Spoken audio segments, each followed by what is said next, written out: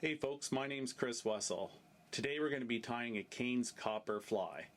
This fly is used for Atlantic salmon, and typically we find it really good for the fall season in Atlantic Canada. So without further ado, let's get on into it.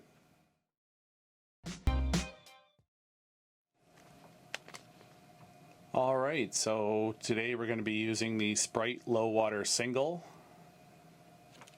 for this Cains Copper, and we're going to start off with UTC 70 thread.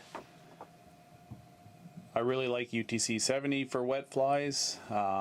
It's a strong thread, but it isn't a thick one, so it helps you get a smaller head on most flies unless I mess it up. So with most wet flies that I tie, we're just bringing the thread back to the point roughly.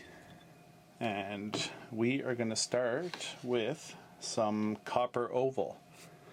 Now a heads up, I only have extra small copper oval, so my ribbing on this will be a little bit smaller than it should be for this size of a fly.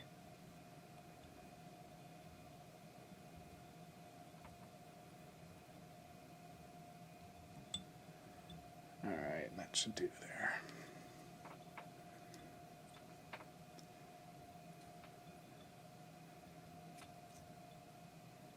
And I'm just going to cut this off, put it back on later.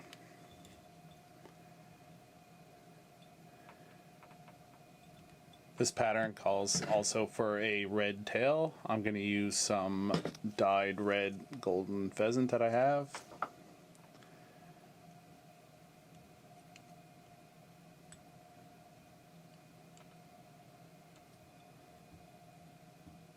And I'm just going to pull that in a little bit. It's a little bit too long for my tastes. That'll do. Excuse me. And I'm going to come back. We also have to put chenille on here. When I'm working with chenille, I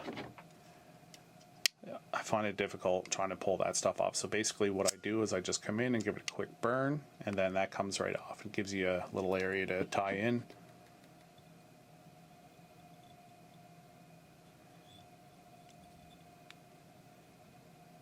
And just going to do one wrap with the chenille.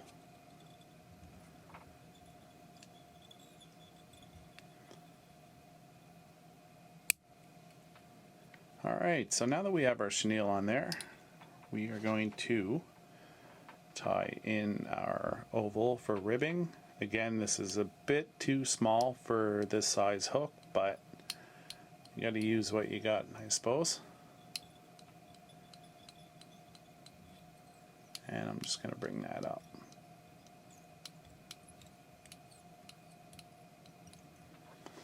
Alright. So now we are going to work on the Mylar Body, which is also copper. But before we add that in, we're going to use a uni product that really helps kind of keep that mylar nice and uniform looking on the body. And basically that is Underbody by Uni. And it's just this like slinky, cushiony stuff that fills gaps in pretty well.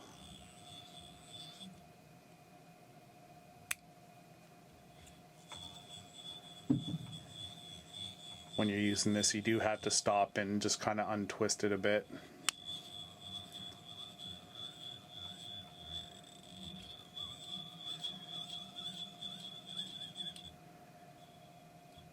My table is white, so I'm having a hard time seeing if this is actually uniformed. You guys can see it, so hopefully it's not too bad. And we're just going to tie that in with our thread.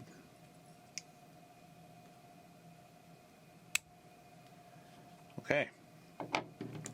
Now we're going to put on our Mylar, which is copper.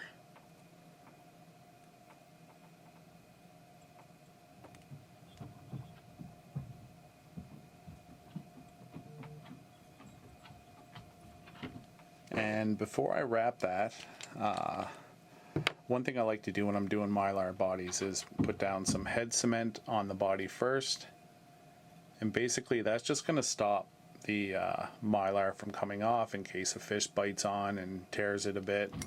It just maybe adds a little bit of longevity to the fly.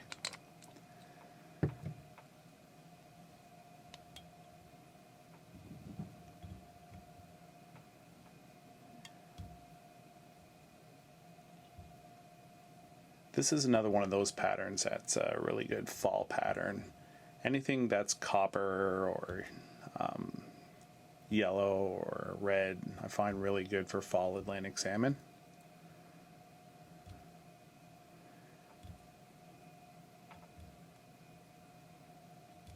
And we're just overlapping and bringing it back up.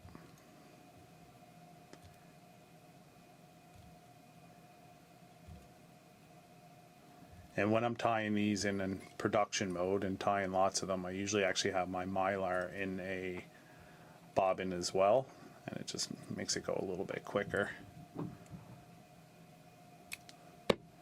Alright, so now we're going to bring up our really small rib.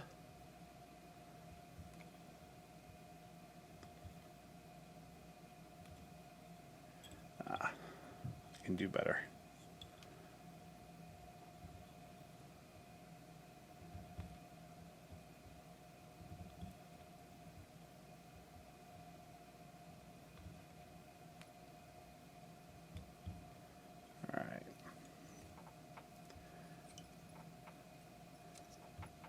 The wing on this fly is pretty cool. It's not a typical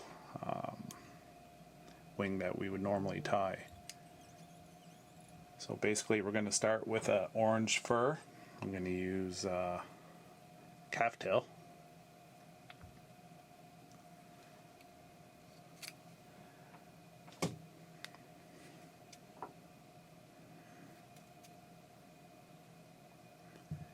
Usually when patterns call for different color furs, and especially if I don't have it, which is the case here, calf tail is my go-to. I have every color you can imagine in calf tail, and calf tail does really well with salmon as well, so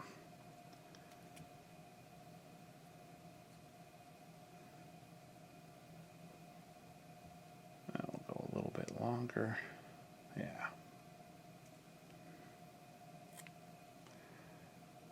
So like most of my wet fly wings, I just put in a few wraps, and then I will lock that in with some Loctite crazy glue.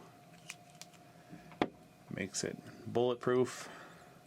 Do a few more wraps. I won't go too crazy because we're going to put a wing on top of this as well, which the pattern calls for some gray squirrel.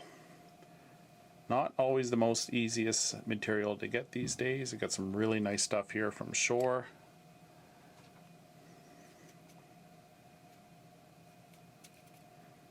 And I'll give that a quick hair stacker as well.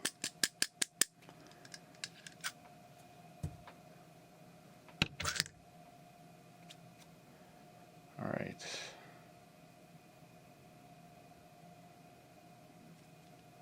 I think we should be right about there.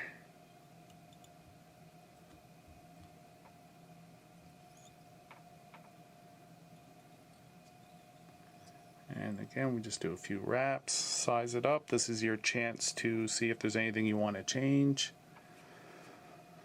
I'm okay with what that looks like.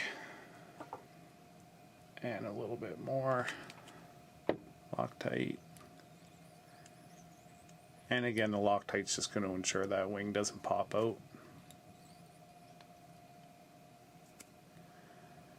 Alright, so the last part of this fly is Hen Saddle.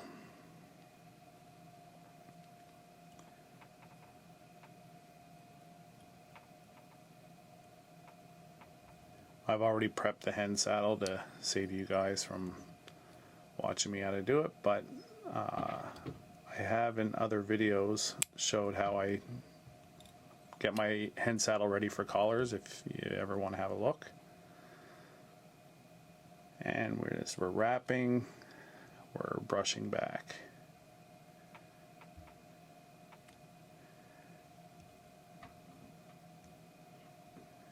And brush back.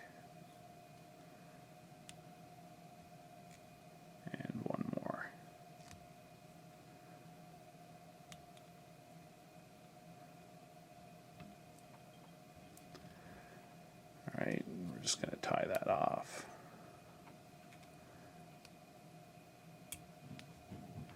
All right, now I'm just going to pull those fibers back, and I'm going to come up a little bit here.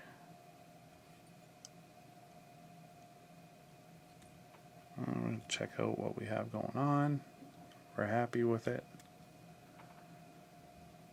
I'm not unhappy with it, so that head could look a little bit nicer.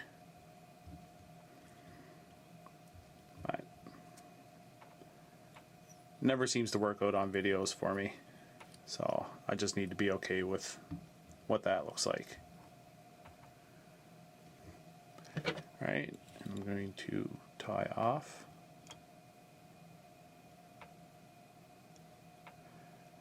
Also to note, when you're dealing with wings that have more than one material in them, things can get stacked up pretty quickly, and soon you have way too much material in there. So just keep that in mind, guys. Less is more when it comes to these double wings.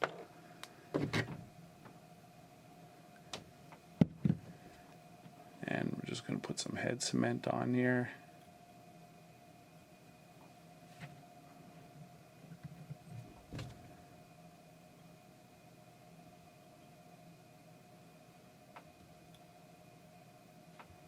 There we go.